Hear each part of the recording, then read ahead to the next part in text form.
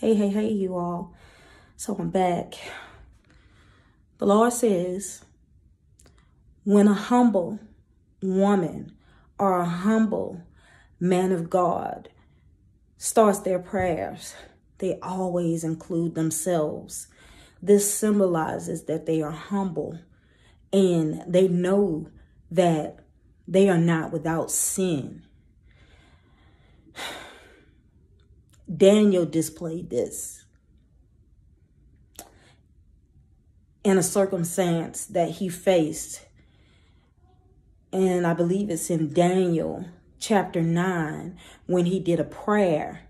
You know, even though he did not sin, he included himself because he was humble. And he knew that God has no respect for person. So he'll rather include himself, just to say, hey, in case I did anything, for the known and the unknown, I'm going to include myself as well. I'm not perfect.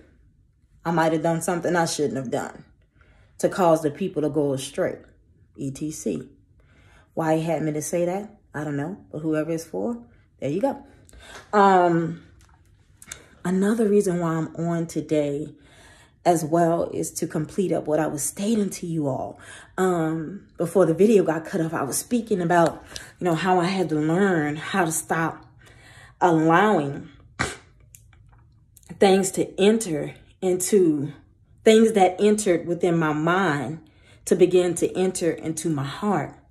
And that was one of the most toughest battles I ever faced, because I was someone where, I would see the same thing multiple times for multiple years, to the point where I just got like, you know what? I'm not even going to fight.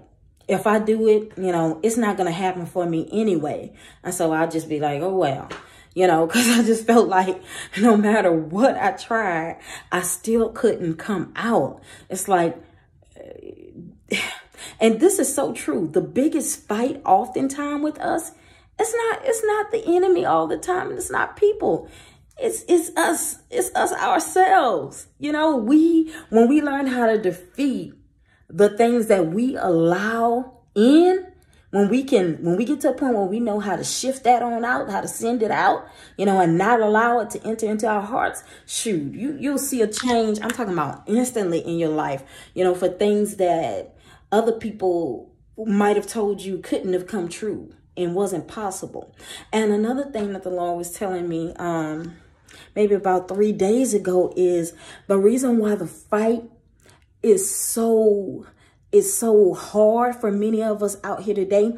It's like the enemy works through people to cause those who have been called forth in this time to fight in the spiritual realm. Some of us are called to fight into the spiritual realm. So what the enemy does is he begins to work through people to cause you to get to a point where you're so pushed down, so low, and so fearful and afraid of, what it is that God has called you to in this time. It's like to cause you to not want to walk into it, to make you confused, and to make you feel that, you're basically nothing and you have no purpose. So when you see things coming up against you through people, like you'll know, because the harshness that people have towards you, it's like nothing you ever seen before.